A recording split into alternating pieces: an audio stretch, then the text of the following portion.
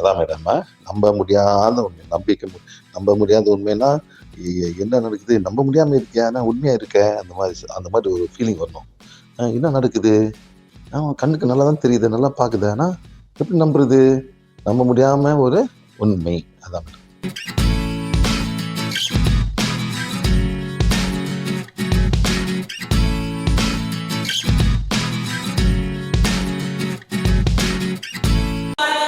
அப்ப முழுமையான பிரச்சனைக்கு என்ன தீர்வு என் மனசுக்குள்ள மட்டும் ஒரு தேடல் இருந்தது. அப்ப வந்து ஒருத்தர் இதை பத்தி சொன்னாங்க. அப்ப எனக்கு 58 வயசு நினைக்கிறேன். ஒருத்தர் சிவால ஒருத்தர் பக்கத்துல ஒருத்தர் வந்திருக்காரு தஞ்சாவூர்ல. அவர் எல்லாரும் நல்லது பண்றாரு. சரி, அவர் ஒரு குச்சி வச்சு ஹீல் பண்றாரு. எப்பா நிறைய சாமியை நான் பார்த்தேன்.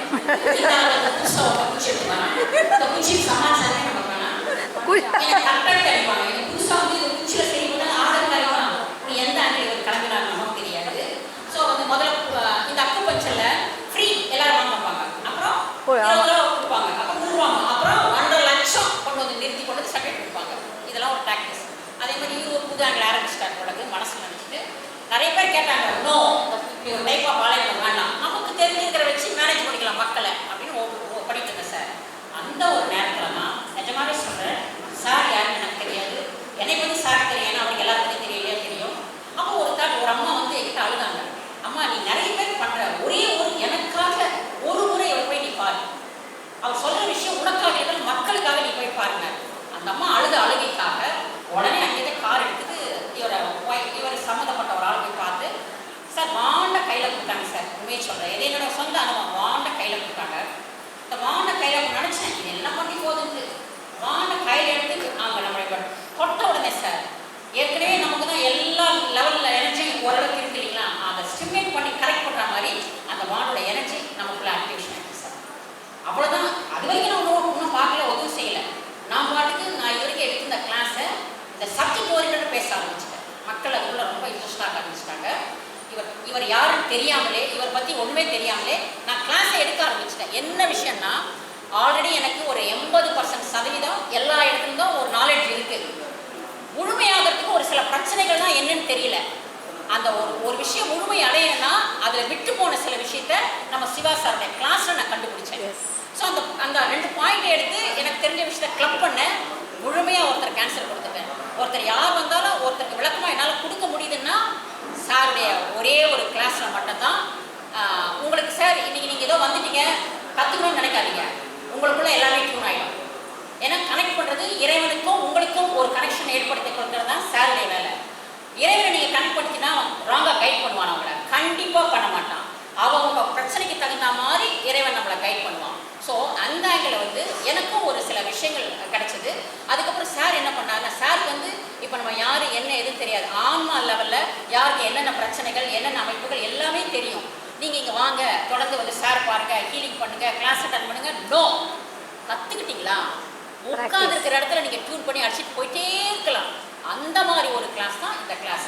ஆனால் சார் நிச்சயமாக ஓரளவுக்கு கொஞ்சம் ஒரு நாலேஜ் இருந்தால் தான் சார் சொல்கிறத புண்ணியம் தெரிஞ்சுக்க முடியும். நம்ம கொஞ்சம் புண்ணியம் பண்ணிக்கிறோம், நம்ம தெரிஞ்சுக்கிறோம். இன்னைக்கு இல்லாட்டாலும் இன்ஸ்டால் ஆயிடுச்சு, இவருடைய விஷயம் மைண்டில் இன்ஸ்டால் ஆயிடுச்சு. என்னைக்கு இருந்தாலும் இந்த ஆக்டிவேஷன் வரும், டவுன்லோட் ஆயிடுச்சு. டவுன்லோட் ஆயிடுச்சு, ஆக்டிவேஷன். தயவு செஞ்சு இதை ஃபாலோ பண்ணிட்டு வாங்க. எப்படி நான் விட்டேன்னு சொல்கிறேன் கேளுங்க சார். 59 வயசில் ஹெர்பல் தெரியும், நேச்சுரோபதி தெரியும், ஹோமியோபதி தெரியும், சித்தா தெரியும், எல்லா மருத்துவத்திலையும் தெரியும் சார். அது இல்லாமல் சார் டாக்டரேட் பண்ண சார் இதில். அது இல்லாமல் என்னுடைய ஃபேமிலி மொத்தம் டாக்டர் ஃபேமிலி. என்னோட சன் வந்து நியூரோ சர்ஜன், என்னுடைய மருமக எல்லாம் டாக்டர்ஸ் தான். இத்தனைக்கு மடியில் எனக்கு மனசுக்கு ஒரு ஃபுல்ஃபில் கிடையாது. என் பையனே இருந்தாலும் டாக்டர் மெடிசன் நான் சாப்பிட மாட்டேன். ஓகேங்களா, ஒரு தேடல் மட்டும் இருக்கும். என்னென்னா எது பண்ணாலும் ஒன்று தலைவலி வந்தால் இடுப்பு வந்தது, இடுப்பு வந்தால் கழுத்து வலி வந்தது, கழுத்து வலி வந்தால் முதுகு வந்தது. அப்போ ஏதோ ஒன்று பண்ணணும் இல்லையா அப்படின்னு சொல்லிட்டு எனக்குள்ளே இந்த தேடல் இருந்துகிட்டே இருக்குது. அப்போது அந்த மாதிரி ஒரு நேரத்தில் தான் இவர் இவர் உண்மையை சொன்ன சத்தியமாக இவர் யாருன்னு எனக்கு தெரியும். இவர் நான் பார்க்கவும் கிடையாது. எனக்கு கிடைச்சது அஃபர்மேஷன் வார்டு மட்டும்தான். கையில் எடுத்தேன், எனக்குள்ளே ஆன்சர் வர ஆரம்பிச்சிச்சு எல்லாமே. ஏன்னா டியூன் ஆகுது, அதில் இருக்க அப்படி சிம்பிள் கனெக்ட் ஆகுது.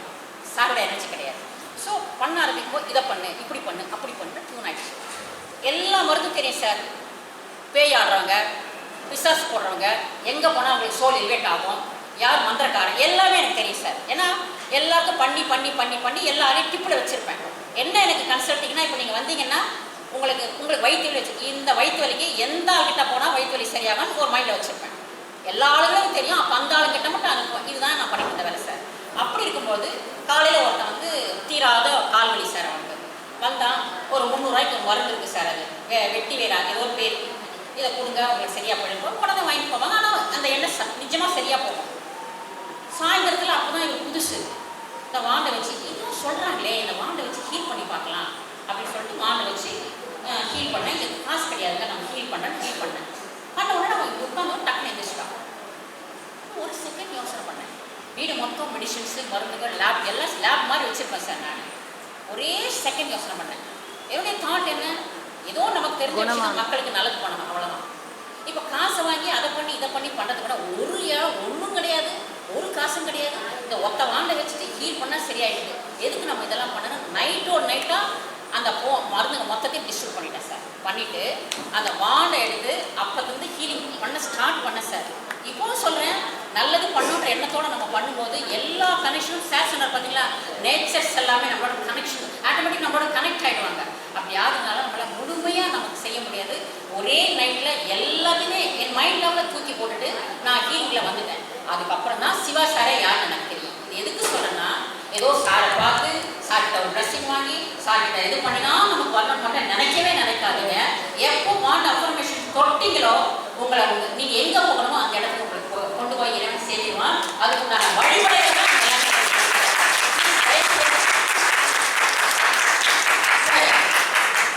ஒரு முக்கியமான விஷயம் சொல்றேன். தயவுசெய்து யாரையுமே நான் தப்பா சொல்லலை, எந்த டாக்டரையோ எந்த ஹீலர்ஸையோ யாருமே தப்பு சொல்லலை. எல்லாத்துக்கும் ஒரு விஷயம் இருக்குது. ஆனா நமக்கு நாமே கத்துக்கிட்டு நமக்கு நாமே தெளிவடைஞ்சுக்கிட்டு நம்ம பிரச்சனை நம்ம முழுசா வெளியே வந்துக்கிற ஒரு விஷயத்த நிச்சயமா இன்னைக்கு ட்ரெண்ட்ல சிவா சார் மட்டும்தான் சொல்லித்தராரு. அது வந்து நான் என்னுடைய அனுபவத்தை நான் சொன்னேன்.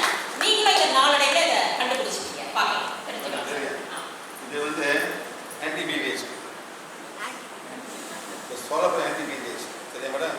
செல்ஃபி சொல்றேன், செல்ஃபி ஓகே, செல்ஃபி இது வந்து ஆன்டிபயோட்டிக்ஸ் ஒரு குரூப் இருக்கு, என்னமோ சொல்லியிருக்காங்க, அதை பார்த்து எல்லாம் மஸ்பாஸ் பண்ணிட்டு என்னமோ பேசுறீங்க. சரி மேடம், இது ரொம்ப நாள் செஞ்சுட்டு இருக்கேன். நீங்கள் கதை சொல்லுவாங்க, பார்க்கவே என்னுடைய சொந்த அப்படி போயிடுங்க, அப்புறம் கூப்பிடுவாங்க. என்னுடைய சொந்த அனுபவத்தை சொந்தமாக பிஹெச் எப்படி அப்ளை பண்ணுறதுன்னு நான் சொல்கிறேன். என்னன்னா என்கிட்ட வந்து இந்த மனவள கலையில் இருக்கும் எல்லா இடத்துலையும் நான் இருக்கிறேன்னு சொல்கிறேன் இல்லைங்களா, எல்லாமே என்னை காண்டாக்ட் பண்ணுவாங்க. எனக்கு ஒரு கன்சல்டிங் குரூப், பெரிய குரூப்பு, எந்த ஒரு பிரச்சனாலும் எனக்கு என்கிட்ட ஆலோசனை கேட்பாங்க. அப்போ நான் சொல்லிட்டு இருப்பேன். அப்போது ஒரு லேடி இருக்காங்க, எங்கள் வீட்டுக்கு பின்னால் இருக்கிறாங்க. அவங்க கிட்டத்தட்ட செல்வி அவங்க பேர். ஒரு 10 வருஷமாக அவங்க வியாபாரம் வந்து கறிக்கடை வெட்டி அவங்க வியாபாரம் பண்ணுறாங்க. தினம் ஒரு சோல் கனெக்ஷன் வரும். ஏற்கனவே அவங்ககிட்ட பல சோல் இருக்குது. இந்த மட்டன் வெட்டுறதுனால அந்த சோல் கனெக்ஷன் நிறைய இருக்கும். இந்த நடந்து வர மாட்டாங்க, பின்னாலே செவருக்கு குச்சி வந்துடுவாங்க. ஏன்னா ஐயோ எனக்கு ஏதோ பண்ணுது மேடம், இன்னும் ஆடும் கத்தும் பண்ணும்.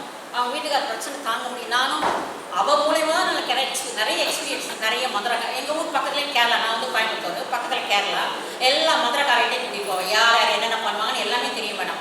போவோம், அங்கே இருக்கக்கூடிய சோலை அந்த ஆள் எலிவேட் பண்ணுறாங்க. கண்டிப்பாக எலிவேட் பண்ணி அந்த இடத்துல ஒரு மரத்தில் ஏற்றுவாங்க, ஒரு சொம்பில் ஏற்றுவாங்க, ஒரு மஞ்சள் துணியில் ஏற்றுவாங்க. கொஞ்ச நாள் கழிச்சு திரும்ப அந்த சோல் வந்துடும்.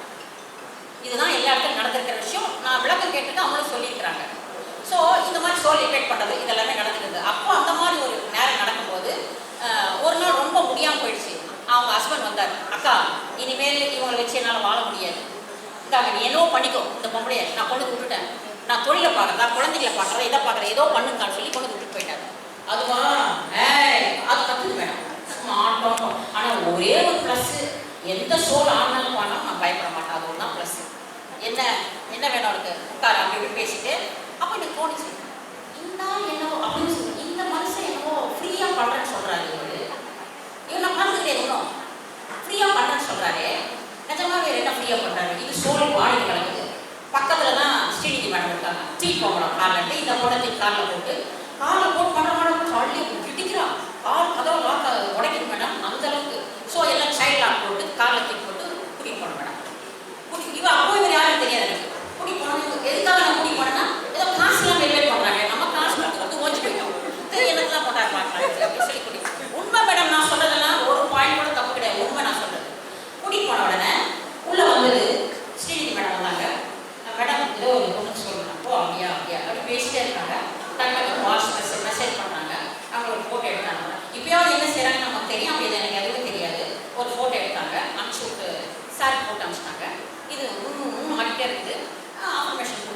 சும்மா அப்படியே ஒரு கேஷாக ஒரு நிமிஷம் பேசினேன். Okay done madam. வாட்டர் நான் ஒன்றுமே பேசுகிறேன். இருக்கு சார். அவ சொன்னா என்கிட்ட டன்னுட்டு. நான் ஒன்றுமே ஒன்று சொல்லி என்ன டன்னு கேட்டேன். இல்லை மேடம் நான் சால்ட் அனுப்பிச்சிட்டேன். சால்ட் அனுப்பிச்சிட்டேன். நான் உங்கள்கிட்ட ஒன்றுமே பேசல. இல்லை மேடம் வந்தவங்க நாங்கள் மெசேஜ் பண்ணிட்டேன் சார். மெசேஜ் பண்ணிட்டியா? அது எப்படி சரியாச்சு உனக்கு? நாங்கள் ஒன்றுமே சொல்ல வேண்டாம்னா சார் அனுப்பிச்சல ரெடி பண்ணி நான் இருக்குது ரொம்ப சொல்லாங்க. அடிச்சு அந்த பொண்ணு டிங்கின்னு எதிர்த்து உட்காந்துட்டேன் மேடம். ஒரு செகண்ட் அக்கா நான் எங்கக்கா இருக்கிறேன்?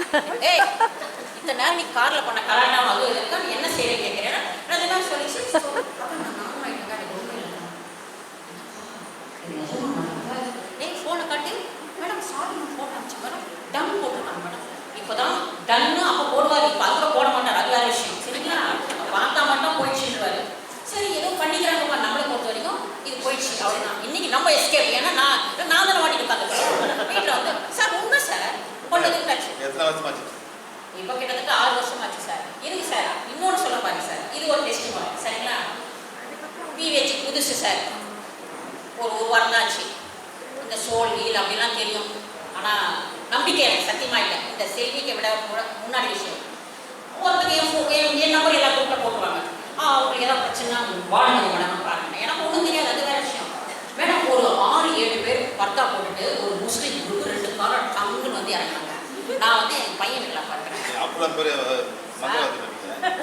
நிஜமா தான் சார். நிஜமா இது வந்து சார் இது என்னோட சொந்த அனுபவம். இப்போ நான் சொல்கிற விஷயம் 6-7 பேர் வந்தாங்க. அது முஸ்லீம்ஸ் எல்லாம் இந்த கண்ணு மட்டும் தான் தெரியுது. ஒன்று இப்படி ஆடிட்டு வந்து 4 பேர் முடிச்சுட்டு வராங்க. சார் என்ன இல்லை மேடம் எங்களுக்கு தெரியாது. உங்கள் நம்பர் பாருங்க கொடுத்துருக்குறாங்க. உங்கள்கிட்ட மனசு செய்யப்படும். ஏய் எனக்கு சம்மந்தம் இல்லை. அதெல்லாம் கிடையாது. அதெல்லாம் தெரியாது. நீங்கள் காட்டுங்க. ஓகே நான் வீட்டுக்கு பையன் வீட்டுக்கு கொண்டு போக முடியும். என்ன நினைப்பான் பையன்? ஆர்டர் கேஸ்லாம் வீட்டுக்குள்ள போட்டுக்கிறேங்க. அது வந்து ஒரு அப்பார்ட்மெண்ட்டு. கேட்லேயே ஒரு சேர் போட்டு உட்கார வச்சேன். 7 பேர் வந்துட்டான். வாட்ச்மேன் தான். மேடம் என்ன சார் இது என் சொந்தக்காரங்க நாங்கள் பேசலாம் சார். நீ போய் பார்ப்பா அப்படின்னு அவன் அனுப்பிச்சுட்டேன். இது என்ன மேடம் எனக்கு பிரியாணி. பிரியாணி ஹோட்டலுக்கு வந்து இல்லை நான் இங்கே இருந்து என்னை ரொம்ப தொந்தரவு பண்ணிட்டுக்கிறாங்க. நான் ரொம்ப நாள் 6 மாதம் தான் கதையெல்லாம் பேச ஆரம்பிச்சு. சார் நீங்கள் நான் மேடம் இந்த சரி பண்ணாமல் நான் போக மாட்டேன் மேடம். ஒரு செகண்ட் கண்ண பண்ணேன் சார். உண்மையிலே எனக்குள்ள டியூன் ஆன விஷயத்த சொல்கிறேன். ஒரு செகண்ட் அதுக்கு முன்னாடி ஃபோன் அடித்தேன். தலைவர் எப்பவுமே எடுப்பார். அப்பா எடுக்கவே மாட்டேன். பிரச்சனைனா ஒரு மேடம் சொன்னாங்க பாருங்க டிவைன் வே படிச்சு படிக்கணும் அப்போ தான் இவர் எடுப்பார். அது மாதிரி அடிச்சு பார்த்தேன். No response. ஸ்ரீநிதிக்கு அடித்தேன். No response. எனக்கு தெரிஞ்ச அப்படி 2 பேர் தான். இறைவனை கனெக்ட் பண்ணேன். இறைவா அவங்க முழுசாக சரியாகணும்னு வந்துட்டாங்க. எனக்கு என்ன செய்யறதுன்னு தெரியல. ஏதோ ஒரு வழிகாட்டு எனக்கு. மனசார் ஏதோ ஒன்று பண்ணணும். யார் சார் போட பண்ணணும் என்ன செய்யணும். எனக்குள்ள ஒரு டியூன் ஆச்சு மேடம். ஒரு விஷயம் இது எனக்காக ஆன விஷயம். நீ சாருடைய ஃபோட்டோ காட்டு அப்படின்னு சொல்லி என்னடா பண்ணுறது. சரி பார்ப்போம். டக்குன்னு ஃபோட்டோ கேட்டேன். எடுத்து சோல் ஆடிட்டு இருக்கு. பாருங்க இவனை நீ காட்டாத. என்னை கொண்டு எங்க கொண்டு சேர்ந்துருவான் அப்படின்னு. அப்போ எனக்கு என்ன தோணுச்சுன்னா அப்போ அந்த சோலுக்கு இந்த ஃபோட்டோவில் எனக்கு யாரும் தெரியுது. அது கொண்டு போய் எனக்கு சேர்க்கணும்னு தெரியுது. வேணாம் நான் அவங்ககிட்ட போக மாட்டேன். இவர் காட்டினா என்னை கொண்டு போய் சேர்த்துருவாரு. நான் வரமாட்டேன் அப்படிங்குது. Promise sir. சார் ஒரு வீடு ஃபஸ்ட் எடுத்து வச்சு பண்ணுங்க பாருங்க. ஆடுது பாரு. நான் சொன்னேன் இங்கே பாரு உனக்கு இந்த உடம்புல இருக்குதா ஒரு நாள் தான் பிரியாணி கிடைக்கும் உனக்கு. இவர்கிட்ட போனீங்க நான் தினம் உனக்கு பிரியாணி கிடைக்கும். ப்ராமிஸ் நான் சொன்னது தினம் பிரியாணி கிடைக்கும். அதனால நீ இவர்கிட்ட போயிடு. இவர் உனக்கு என்ன வேணும் வாங்கி தருவாரு. இந்த உடம்புல உனக்கு எந்த பிரயோஜனமும் இல்லை. இந்த உடம்புல போயிட்டு ஒரு செகண்ட் சொன்னேன் சார். டக்குன்னு போயிடுச்சு சார். ப்ராமிஸ் இதை சொந்த அனுபவம். ஆனால் இவர் என்ன சொன்னார்னா எனக்கு ஒரு பயம் வேற. எனக்கு ஒரு பயம் போயிடுச்சு. இது சார் என்ன சொல்லுவாங்க என்ன சொல்லி என்ன தப்பிச்சுட்டே இருக்கும். அதெல்லாம் எனக்கு சாப்பிட்டு சொன்னேன் மேடம் உங்களுக்கு மட்டும்தான் பொறுத்தாரு. எல்லாரும் பொறுத்தாரு. நான் எப்படி திங்க் பண்ணேன்னா சார் சொல்லுவார் மேடம் சார் நீங்கள் ரிப்போர்ட் பண்ணுறீங்க எப்படி சார் எல்லாம் போகுது. அவன் வந்து ஒரு ஆட்டுக்கு ஒரு மரத்தில் கொண்டு வரான். ஒரு சொப்பலை கொண்டு வரான். உடம்புல இருக்க சோலை கொண்டு நிறைய விஷயங்கள் இருக்குது. நீங்கள் என்ன சார் பண்ணுறீங்கன்னு கேட்டேன். இது ஃபோனில் தான் அவர் சொன்னார் மேடம் ஒரு சோல் எங்கே கொண்டு போய் சேர்க்கணுமோ அந்த இடத்துல நான் கொண்டு போய் சேர்க்கணும். அந்த சோல் திரும்ப வராங்க. ஸோ அந்த இடத்துல நீங்கள் செய்யலான்னு கேட்டேன். நான் கேட்டேன். ஆமாம் அந்த சோலை வந்து நான் கொண்டு போய் காசு படிச்சு சேர்க்கிறேன். இது ஃபோனில் எனக்கு சொல்லிக்கிறேன். அப்போது இவர் கண்ணை முடிட்டு இப்படி பண்ணால் இப்படின்னு பண்ணுறாரு. என்ன பண்ணுறாருன்னு நமக்கு தெரிய மாட்டேங்குது. ஆனால் என்ன சொல்கிறாருன்னா நீங்கள் இருக்குது 200 பேர்னா 10,000 சோல் இங்கே இருக்குங்கிறாரு. லட்சம். அத்தனை சோலையும் கொண்டு அதை சேர்த்து தக்கிறாரு. அப்போ இவர் இங்கே இருக்கிறனால எக்ஸ்ட்ரா 10,000 சோல் இங்கே வருதுன்னா, அப்போ இவர் எனர்ஜிக்கு ஒரு உடம்புல ஒரு எனர்ஜி இருக்குன்னா, அப்போ ஃபோட்டோ கட்டினா ஏன் வராது? அந்த ஃபோட்டோ காட்டணும் சார். இன்னைக்கு வரைக்குமே இவர் என்ன வேணா நினச்சிட்டோம், நான் படத்தை வச்சு தான் சார் வைப்பேன். தான் சார் கிட்ட போவோம், உங்களுக்கு எல்லாம் நடக்கும், பிரியாணி நடக்கும், படம் நடக்கும், நடக்கும். அப்புறம் அந்த சோல் போனதுக்கு அப்புறம் சார் சார் ரெண்டு பிரியாணி கொடுத்துருங்க சார், சந்தோஷமா சிரிச்சுட்டு போச்சு மேடம். அதுலேருந்து எனக்கு இந்த இதில் ஃபுல்லாக இறங்கிட்டேன் மேடம். இதான் மேடம் என்னுடைய நிறைய விஷயங்கள்.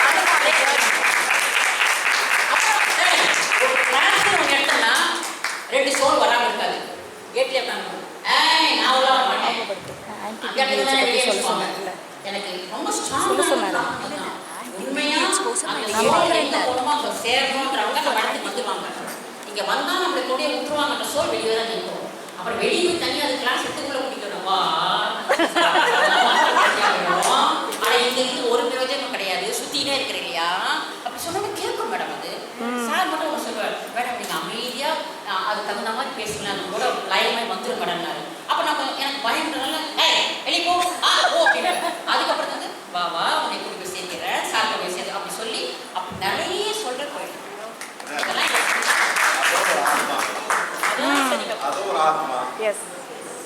அதாவது பிறப்பும் இறப்பும் புரியாத ஆத்மா மாட்டிக்குது. அதே மாதிரி நீங்க கூட மேடம் அண்டர்ஸ்டாண்டிங் நீங்களும் போய் மாட்டிக்குவீங்க. எல்லாரும் மாட்டிக்குவாங்க. எல்லாரும் மேடம் அதனால போயிட்டு நீங்க போய் மாட்டிக்க டீச் பண்ணணும். அதாவது நாளைக்கு இறந்தாக்க தாக்கத்து போயிடும். ஏதோ கதை யாரும் வந்தாங்களா மாட்டாங்க வாங்க மேடம் அவங்க மொத்தங்கள வாங்க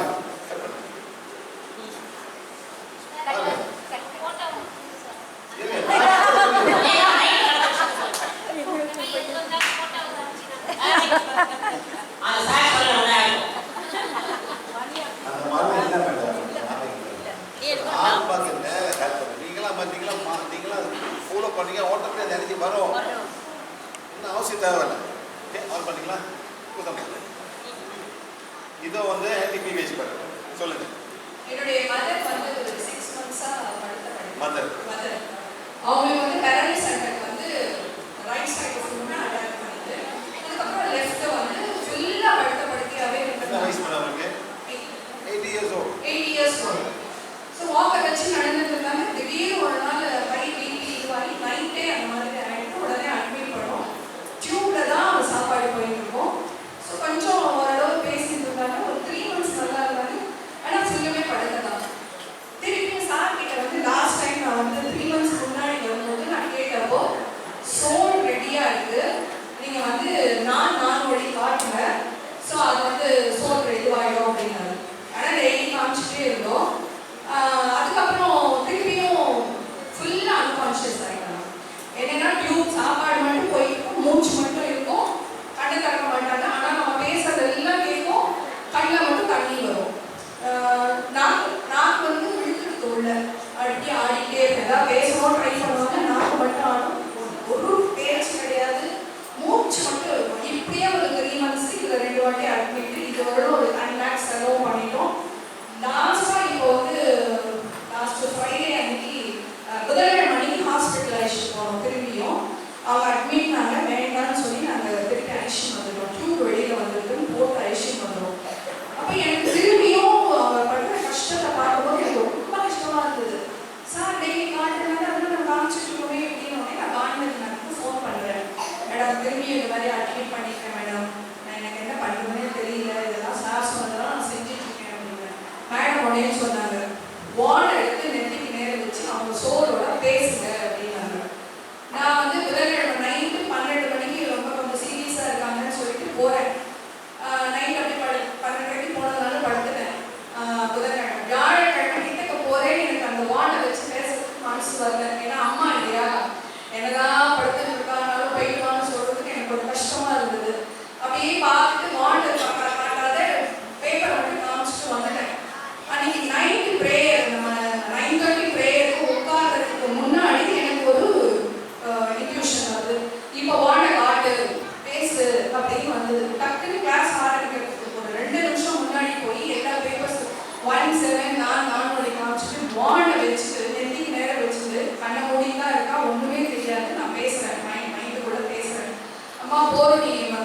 பிறந்ததுலேருந்து ரொம்ப கஷ்டப்பட்டுட்டேன். அது போறாதுன்னு 6 மாசமா அவனை குத்தி குத்தி குத்தி குத்தி உடம்பு ஃபுல்லாக குத்தியாச்சு, டியூபும் போட்டாச்சு. இனிமே உனக்கு எதுவும் குத்துறதுக்கு உடம்புல இடமும் இல்லை. ஆனால் நீ ஏதோ ஒன்று வச்சுன்னு இன்னும் படுத்துட்டு இருக்க. இதை விட்டுட்டு நீ கிளம்பு, இனிமே நீங்க இருக்காத அப்படின்னு சொல்லிட்டு, இனிமே போனீங்கன்னா இதோட நல்ல விஷயங்கள் நடக்கும், நீ கிளம்பினாதான் அப்படின்னு சொல்லி அந்த டைம் எனக்கு என்ன இதுவாச்சும் வெறுமை என் மனசுக்குள்ள வான எடுத்துக்கு நேரம் காமிச்சிட்டு டே பேசிட்டு இருந்துட்டு கிளாஸ் அட்டன் பண்ண தூங்கியாச்சு. மார்னிங் எழுந்து நான் வந்து பதினஞ்சு இருக்கேன். அந்த பார்த்துக்கிற பொண்ணு என்ன பண்ணா, கையில அந்த மார்னிங் போடுவா, எவ்வளோ ஆப்சர்வ் இருக்கு எல்லாம் போட்டு முதல்ல பார்ப்பா. பார்க்கும்போது எல்லாமே 90, 100 ரெண்டும் கரெக்டாக இருந்தது. பார்த்துட்டு டிஷ்யூ பேப்பர் முதல்ல ஃபேஸ் தொடச்சிட்டு அதுக்கப்புறம் தான் அவளுக்கு ஃபுட்டு கொடுப்பா. டியூப்ல அவள் தொடச்சினே இருக்கா, நான் படுத்துச்சுனே இருக்கேன். அவள் சொல்றா, பாட்டி என்ன பாட்டி நீ திடீர்னு நைட்டை விட நீ இவ்வளோ அழகா இருக்க, திடீர்னு ஏன் இப்படி அழகா இல்லை அப்படின்னு சொல்லிட்டு அந்த மாஸ்க் எடுத்தா அவள் வாய் வந்து ஓப்பனாக இருந்தது. உடனே என்ன கூப்பிட்டா. அப்பதான் ஜஸ்ட் ஒரு 2 மினிட்ஸ் முன்னாடி பார்த்தா அவசரம் நல்லா இருந்தது. ஆனால் அப்படியே அந்த ஒரு செகண்ட்ல அப்படியே இதுவாயிட்டாங்க. அது வந்து சார் சொல்லியிருந்தப்பவே அந்த வானெல்லாம் வச்சு பண்ணியிருந்தா அந்த 3 மாசம் கூட கஷ்டப்பட்டுருக்க மாட்டாங்க. எனக்கு வந்து அந்த வானை வச்சு சொல்றதுக்கு எனக்கு கஷ்டமா இருந்தது, அனுப்பணுமே அப்படிங்கிற அந்த ஃபீலிங்கே இருந்தேன். அதாவது அவங்களால முடியல மேடம், ஏன் அவங்களை கஷ்டப்படுத்துங்க, ஏன் நம்ம கஷ்டப்படுறோம்? போங்க, ஒரு வாழ்க்கை இருக்கு, ஒரு நல்ல லைஃப் கம்பேக் பேரப்பிளோட வாய்ப்பு இருக்கு மேடம் உங்களுக்கு. போட்டோம், கஷ்டப்படக்கூடாது மேடம். கஷ்டப்படாத, நீ வந்து அடுத்த உன்னோட இதெல்லாம் நீ நெக்ஸ்ட் இதில் கொண்டு வந்து உன்னோட ஆசையெல்லாம் தீர்த்துக்கோ. இல்லை நீ வரவே வேண்டாம், நீ பட்ட கஷ்டத்துக்கு நீ வந்து ஒரு ஏஞ்சலாக கூட போயிட்டு. ஒரே ஒரு நாடு தான் சுவிட்சர்லாந்து. நீங்களே சொந்தமாக செஞ்சுட்டு நீங்கள் போகலாம். சைன் பண்ண பிறகு யாரும் தேவை, சைன் பண்ண பிறகு உட்காந்தா மாதிரி எழுதுவாங்க, ஹாஃப் அன் ஹவர் கிட்டே. சுவிட்சர்லாந்து மட்டும் தான் அது நடக்குது. துனிசியா அது வந்து கவர்மெண்டே அதை அக்செப்ட் பண்ணிக்கிட்டாங்க. என்னால் வயசு எனக்கு கேன்சர் இருக்குது, எனக்கு 4th ஸ்டேஜ் கேன்சர், எனக்கு அந்த மாதிரி ஒருத்தர் வந்தாங்க என்கிட்ட கேட்டாங்க. சரி ஓகே சொல்லிட்டேன், போனாங்க செஞ்சாங்க. அடுத்த நிமிஷம் என்கிட்ட வந்தாங்க, அனுப்பிவிட்டேன், ஃபினிஷ். Yes finish. அனுப்புறாங்க சார், சிவா கோயிங் இன்சைட் நான் அங்கே 4th ஸ்டேஜ் கேன்சர், இனிமேல் நான் கஷ்டப்பட ஆசைப்படல. வந்தாங்க மேடம், மறுபிறகு இருக்குது, பண்ணிவிட்டேன். நம்ம தான் போட்டுக்கிட்டு இழுத்து கூலி வச்சுக்கிட்டு போவாதுன்னு எல்லாம் கஷ்டப்படுறோம் மேடம். கஷ்டப்படாதீங்க ப்ளீஸ். இன்னொரு வாழ்க்கை இருக்கு, இன்னொரு லைஃப் இருக்கு. அட்டாச்மெண்ட் வேண்டாம். சில பேர் விடாது செத்து போவாங்க, அப்போ கூட பிடிச்சி வச்சிருப்பாங்க. அப்பா ஏன் போலன்னு இப்போ 10 திருப்பி கூப்பிடணுமா? விளக்கு வச்சுக்கிட்டு மாலை போட்டுக்கிட்டு திருப்பி நம்ம கூப்பிடுறோம். Hinduism very easy madam. செத்த பிறகு ஆத்மா சாந்தி. ஆமா இல்லையா மேடம்? என்ன பண்ண விடணும், ஏன் இந்த சாந்தி விட மாட்டீங்க?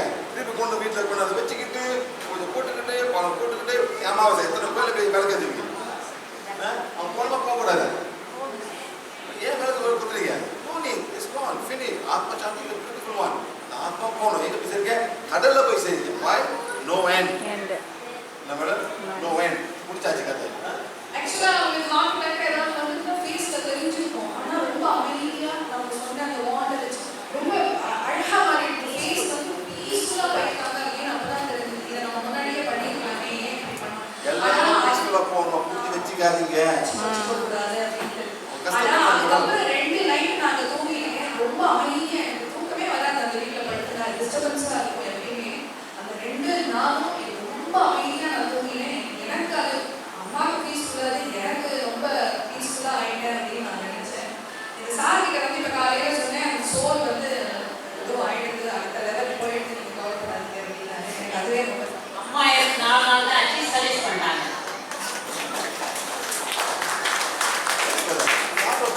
கவலைப்படியா யாருன்னா வரும்போது யாரும் புரிஞ்சணும், கவலைப்படியா யாரும் புரிஞ்சணும். அவங்க போயிட்டாங்க நல்லபடியா. நன்றி சொல்லுங்க, நீங்க என்ன செஞ்சு ரொம்ப நன்றி அம்மா. போயிட்டு 4 பேர் இருக்காங்க, முடிஞ்சாலே கொடுத்துருவாங்க.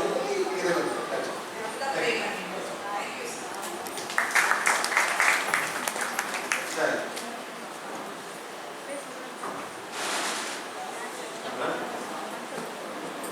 இது வந்து அட்வான்ஸ் சயின்சிங் கிளாஸ். அட்வான்ஸ் சயின்சிங் எப்படி சர்ச் பண்ண போறீங்க?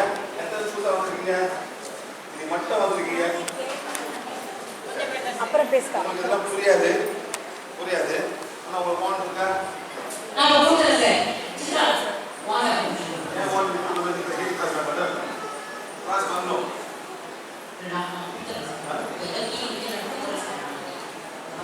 நீங்களாம் ப்ராப்பராக கிளாஸ் பண்ணணும் மேடம். இன்னைக்கு நம்ம கொடுக்குறோம். கண்டிப்பா அந்த மாதிரி கிளாஸ் அட்டெண்ட் பண்ணணும்னு சொல்றேன் சார். சரிங்களா? யார் கூட்டு வேலை இருக்கு?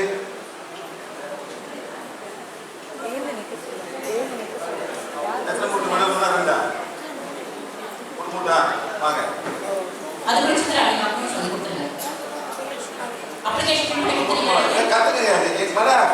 நான் என்ன செய்ய கற்றுக்க போய் செய்யணும் அவ்வளோதான். எல்லாத்தையும் செய்ய முடியாது மேடம். எனக்கு டைம் இல்லை. எனக்கு நான் கூட கிளம்பணும். எங்கள் அம்மாவாசை ஸ்பெஷல் ப்ரேஸ் பண்ண போகிறோம். நாளைக்கு வந்து எங்களுக்கு வந்து இது இருக்குது. நான் ஃபர்ஸ்ட் திங் மேடம் ஒரு மூட்டை தான் அதை உட்காருங்க. அவன் மட்டும் கூட்டேன் வாங்க. ஒரு மூட்டு தானே ஒருத்தர் தான் பண்ண அதான் ஒரு மூட்டு. எந்த மூட்டு மேடம்? எவ்வளோ இருக்கு?